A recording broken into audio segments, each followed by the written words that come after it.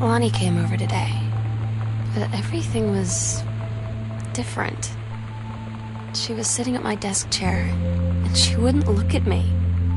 Finally, I asked her what was going on. She said she felt like she'd done something wrong that night in the city. Like I must think... But I said no. There was nothing wrong. I just wanted to say... But I couldn't find the words. I felt like I was gonna cry, but I wasn't sad. She got up and sat next to me on the bed. I looked at her. Lonnie, do you think you could ever... And that's when she kissed me.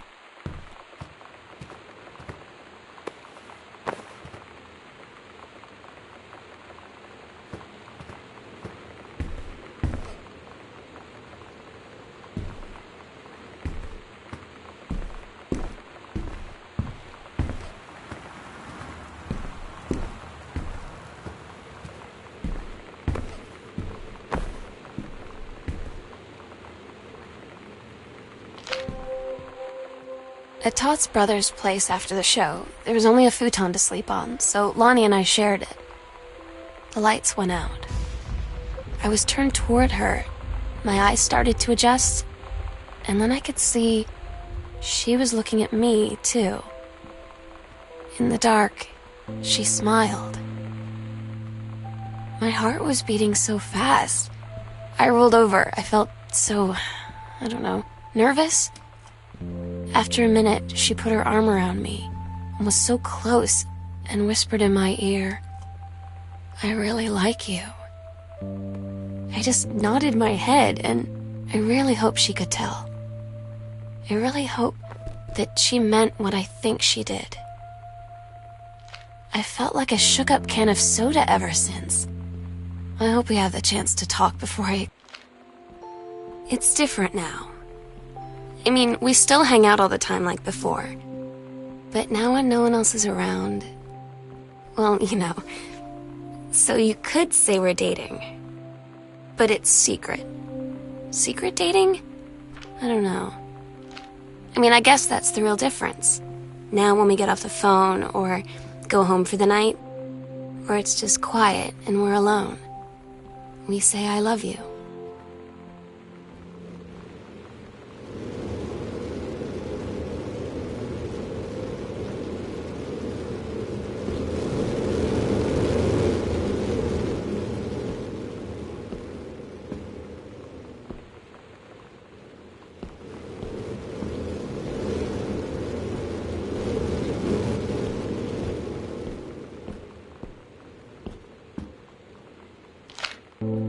I'm so stupid sometimes.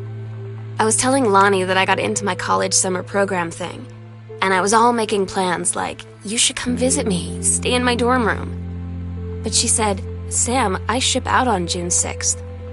I was like, ship out? To where? She said, to basic training. What did you think I was doing all that ROTC stuff for? I guess she's been planning to join the army right after high school since she was like 12. And I guess she's really going to do it. So I was like, after graduation, I'm just... They tell you to stick with the group on field trips, Katie. There's a reason for that. Lonnie and I snuck off on the side paths at Multnomah Falls and got a little lost. Okay, a lot lost. Like, for hours.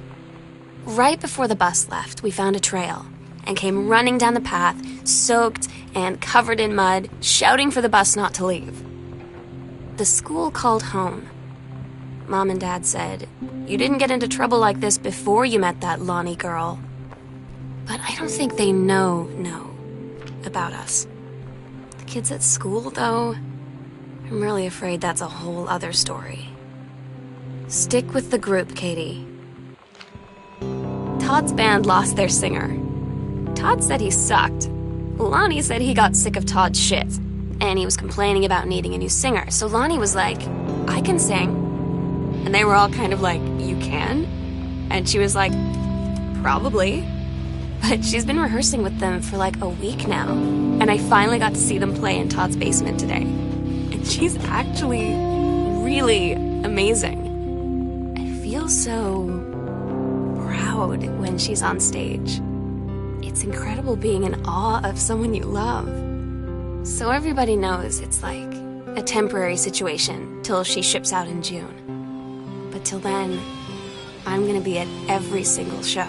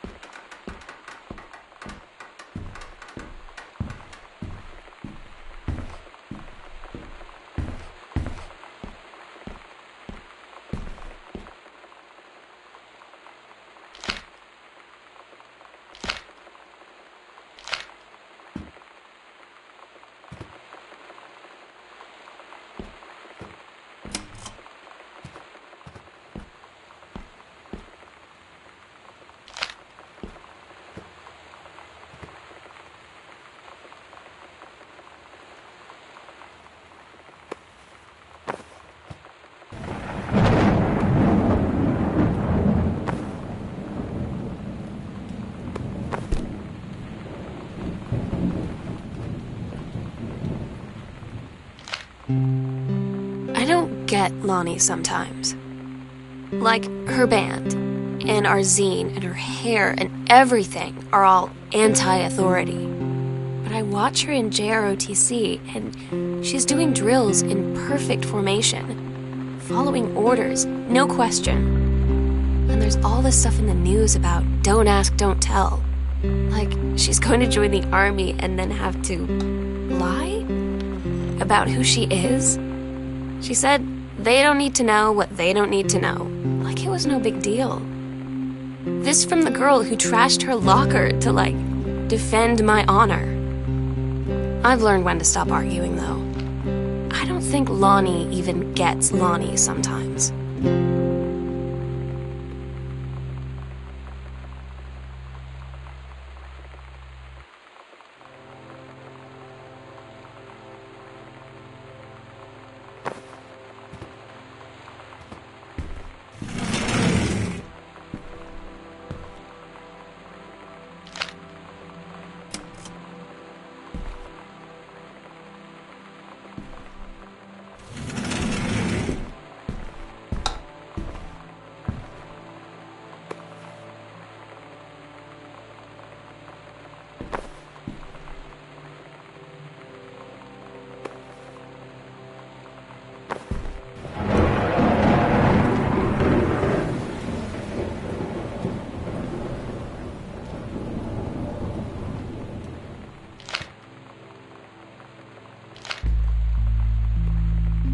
I had an interesting talk with Mom and Dad tonight. One you were never gonna need to have. I mean, you've known, right? I've known. I've known since, like, She-Ra. Mom and Dad didn't, I guess. But they saw the zine and the stuff on the locker, and they were like, is there something we should know about you and Lonnie? And so here's the thing. I was prepared for them to be mad, or disappointed, or start crying, or something, but they were just in denial. You're too young to know what you want. You and Lonnie are just good friends. You just haven't met the right boy. It's a phase. That's what I didn't see coming. That they wouldn't even respect me enough to believe me. Well, joke's on them. Because they're in for one very long phase. Daniel finally came over to get his game. I'd been dreading it. But he brought this story with him that I wrote when we were little. I started reading it, and then there I was, crying at the kitchen table. He asked what was wrong, and I was thinking about how we used to be friends, how much I'd taken for granted. But instead, I told him about school, and Dad, and Lonnie. And then how sorry I was that I wasn't his friend anymore. He gave me a hug and said it was going to be okay. And for some reason, I almost believed him.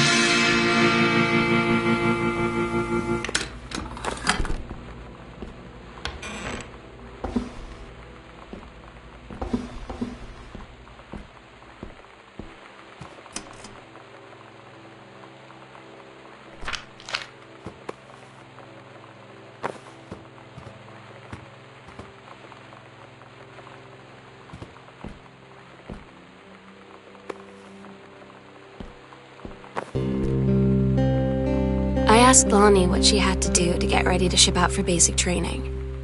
She said, not a lot, really. You're not allowed to bring anything with you. You have no possessions, no contact with the outside world while you're in basic. You just train hard every day, and then you deploy from there. So, they'll just send her away. To who knows where. the other side of the country, the other side of the world. My mind, can't process it. That she's really going to be gone. Just gone.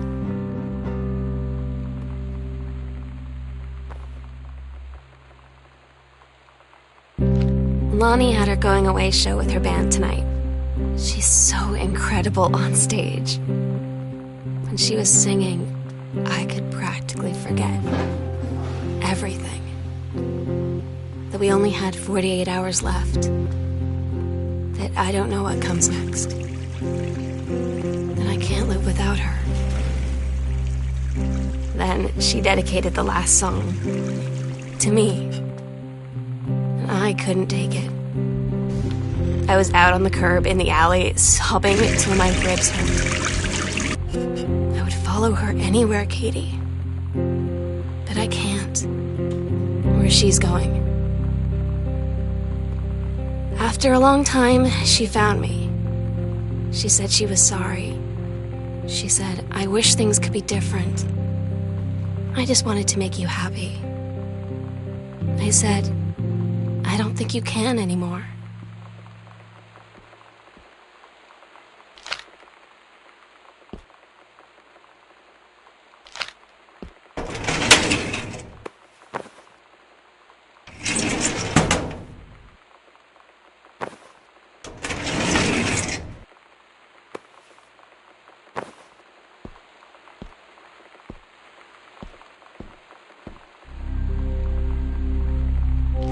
We agreed our last night together would be our happiest ever, and we'd forget tomorrow was going to come at all. It worked for a while. We had a good time seeing Oscar off, then ran up to the attic to look through our photos, to find one for Lonnie to take with her.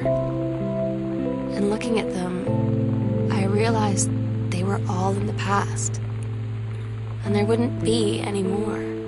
And I didn't know what I was going to do. And I cried, and she held me. She said she knew it was hard, but life would move on. I said I didn't want my life to keep moving without her. That's when she cried too. I was so exhausted. I must have fallen asleep like that, in her arms.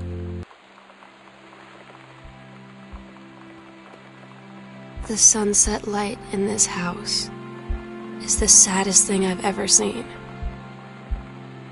I just want to sleep. When I'm in the attic, it almost feels like Lonnie could still be here. She's just downstairs.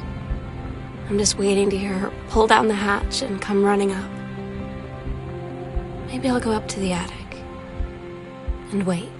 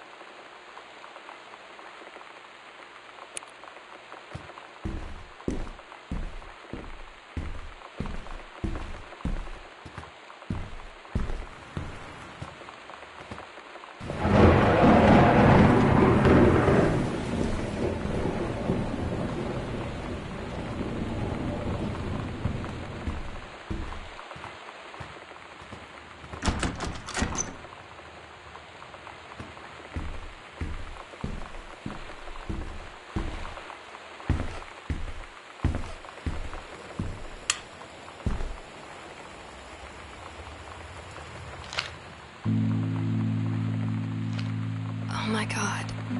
Katie, I fell asleep in the attic, in Lonnie and my old spot, and I missed the first 2 calls.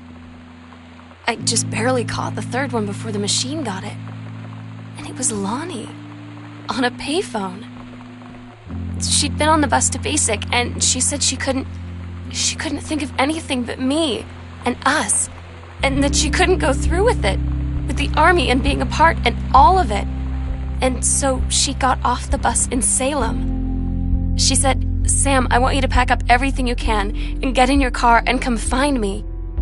And let's just drive until we find somewhere for us." And she asked me if I could do that. And I said yes. Yes.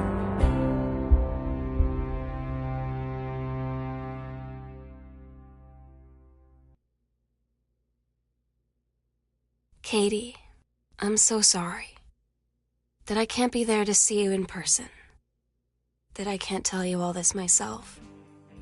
But I hope as you read this journal and you think back, that you'll understand why I had to do what I did. And that you won't be sad, and you won't hate me, and you'll just know that I am where I need to be. I love you so much, Katie.